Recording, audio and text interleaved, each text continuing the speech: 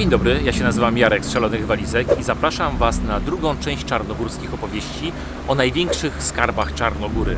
A tymi największymi skarbami Czarnogóry są natura i przepiękne krajobrazy. I nieprzypadkowo witamy Was dzisiaj z Jeziora Szkoderskiego, jednego z parków narodowych Czarnogóry i największego jeziora na Bałkanach, którego 1/3 część leży w Albanii, a 2/3 w Czarnogórze. Na Jeziorze Szkoderskim obserwuje się około 280 gatunków ptaków, z czego prawie 80 gniazduje tutaj na stałe. Nacieszmy oczy pięknem przyrody Czarnogóry.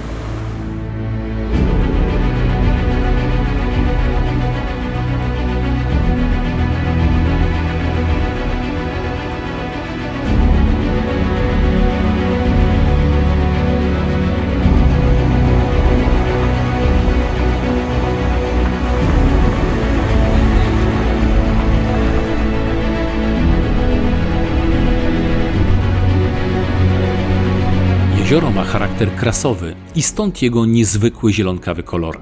Szkoderskie ma duże wahania zarówno powierzchni od 360 do 550 km2, jak i poziomu wody. Jest to związane z wielkością dopływów i topnieniem śniegu. Największa rzeka, jaka to wpływa, to Moracza, a wypływa Bojana. Nie byliśmy o innych porach roku niż wiosna, ale podobno jest to jeden z najlepszych momentów na podglądanie pelikanów i innych ptaków, czemu oddaliśmy się z radością i spędziliśmy na obserwacjach kilka godzin. Ptaki gromadziły się wokół niewielkiej, skalistej wyspy Grmożur, nazywanej czarnogórskim Alcatraz. W czasach osmańskich na wyspie powstała kamienna twierdza.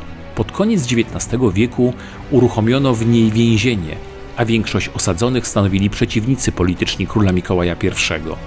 Jak się okazało, w jego ślady poszedł Josip Broz Tito i osadzał w twierdzy również więźniów politycznych. Miłą odmianą był postój obok monasteru Starcewa Gorica, skąd rozciąga się wspaniały widok na Jezioro Szkoderskie.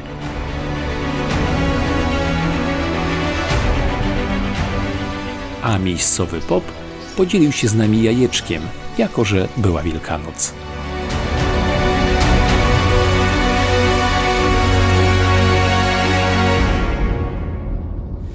Pływając wiosną, warto dobrze rozglądać się, bo w wodzie można zobaczyć pływające żmije, które latem chowają się i można spokojnie pływać również w wodzie.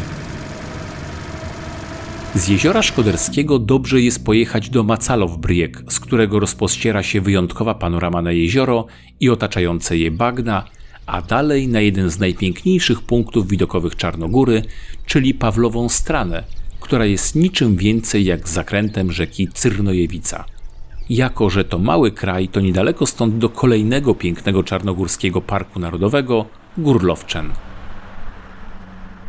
Jesteśmy na wysokości 700 metrów. Tam za mną w dole jest Budwa, w której mieszkamy. A my jedziemy dzisiaj do historycznej stolicy Czarnogóry, do Cetinje, która w swoim czasie była jedną z najmniejszych stolic na świecie. A dalej do mauzoleum Niegosza, słynnego władyki, który bardzo rozruszał Czarnogórę i który do tej pory jest bardzo wśród Czarnogórców szanowany. Lecimy. Cetinje jest położone na wysokości 650 metrów nad poziomem morza, więc to świetna alternatywa, gdy jest Ci za gorąco w Budwie, Kotorze lub innym miejscu nad Adriatykiem. To także kolebka czarnogórskiej państwowości. I pewnie dlatego w tej dawnej, jednej z najmniejszych stolic świata znalazła się rezydencja prezydenta Czarnogóry, którą otwarto uroczyście w 2005 roku. Jest też siedziba najważniejszego władyki Czarnogóry, Piotra II Petrowicza Niegosza i dom zwany Bilardówką, a także największy w Czarnogórze monaster Narodzenia Matki Bożej. Obok malutka, lecz urocza cerkiew na Cipurze, gdzie złożono prochy króla Mikołaja i jego żony. W Cetinie można znaleźć budynki dawnych ambasad, a najciekawsza historia związana jest z ambasadą francuską. Okazało się, że pomylono projekty architektoniczne i z Paryża przybył ten, który miał trafić do Kairu, czyli projekt ambasady Francji w Egipcie. I takim sposobem w Cetinie mamy nawiązania do kraju faraonów i piramid, a w Egipcie ambasadę w czarnogórskim stylu z ciosanego kamienia. Jędrzej właśnie uświadomił, że jest to kraj, w którym 5 kaw kosztuje tyle, co jedna kawa w Polsce. W dobrym miejscu oczywiście. No i to jest kolejny powód, żeby tu przyjechać. A z Cetynie już tylko kawałek na szczyt Gór Lowczan i najważniejszego w Czarnogórze mauzoleum, wspomnianego wcześniej władyki Piotra Petrowicza Niegosza.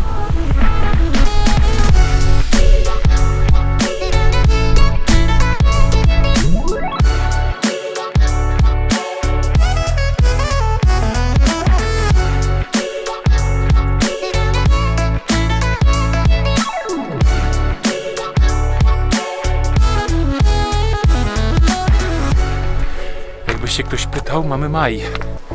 Jest śnieg po północnej stronie, co w górach jest w sumie normalne i nie powinno w ogóle dziwić. Jesteśmy na wysokości ponad 1600, chyba około 70 metrów. Mówi mi Jędrzej, ale to pewnie dodamy Wam w detalach w komentarzu. Wchodzimy do mauzoleum Niegoshi.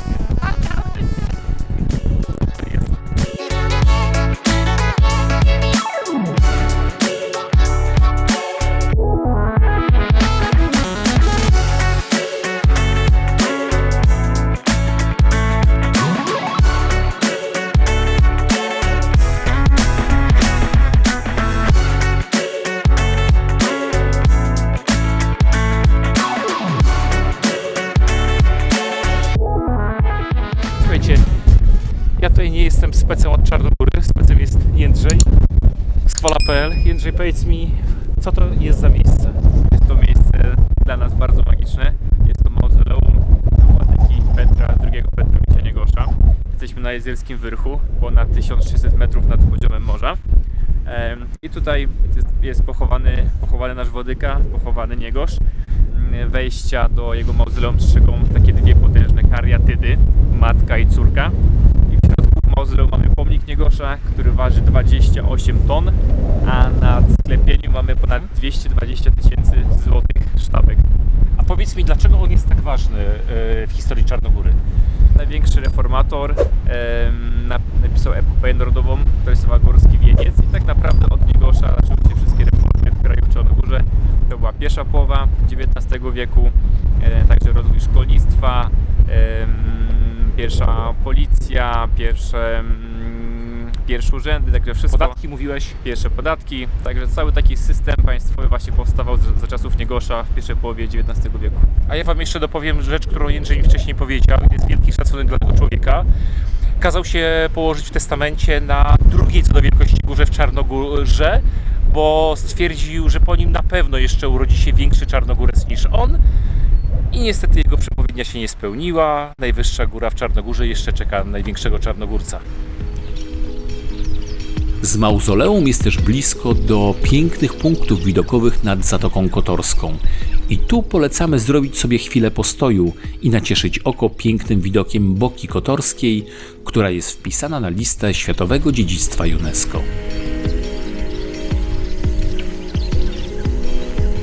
Z tego miejsca wyruszamy do kolejnego parku narodowego, czyli w góry Durmitor.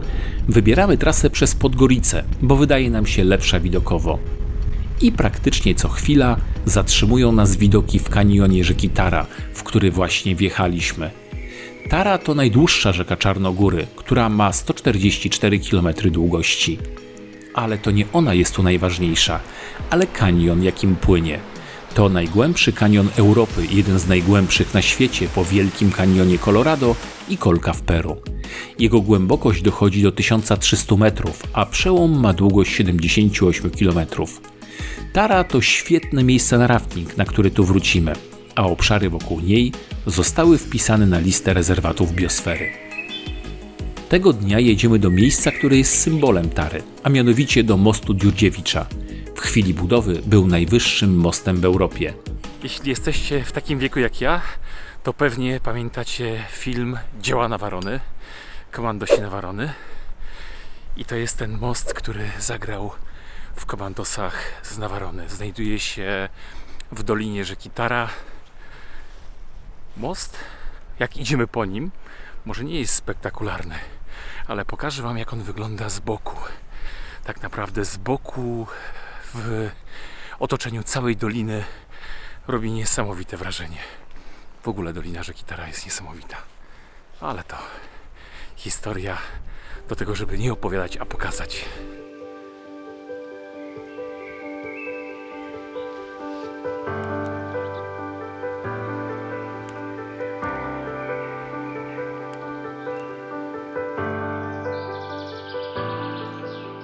Ma 178 metrów wysokości, 365 metrów długości i opiera się na 5 przęsłach.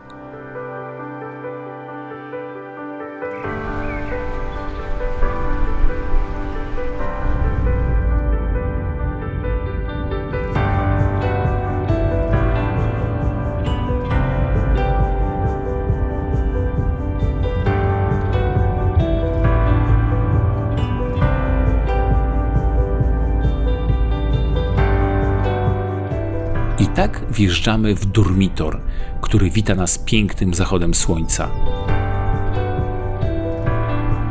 W oddali majaczy Bobotow Kuk, najwyższy szczyt gór w wysokości 2522 metrów nad poziomem morza. A my, niewiele myśląc, już planujemy również zobaczyć, czy wschód słońca będzie równie spektakularny. Po godzinie okazuje się, że było nie najgorzej, choć oczekiwania były większe. Durmitor wita nas iście alpejskimi widokami. Łąki, pasące się krowy i słynna droga P14, którą dojeżdżamy do miejscowości Piszcze. Planujemy przejechać z Żabliaka do Plużine, ale nie ma szans, bo w maju w górach wciąż leży śnieg. Mamy za to dużo czasu, by cieszyć oczy doliną, w której na pierwszy rzut oka nie ma żywego człowieka. Są za to stada owiec.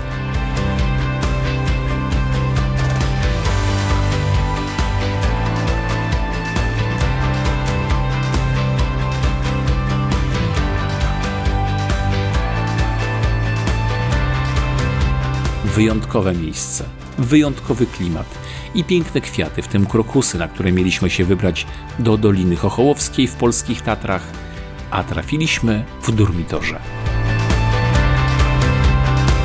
Wracamy przejeżdżając przez wyjątkowe tunele wycięte w skałach, by wylądować nad kolejnym pięknym miejscem, jakim jest jezioro Piwsko i kanion, w jakim się ono znajduje. Miejsce tak piękne, że jeszcze nie wyjechaliśmy, a już chciałoby się wracać. Spodobał Ci się film o Parkach Narodowych Czarnogóry?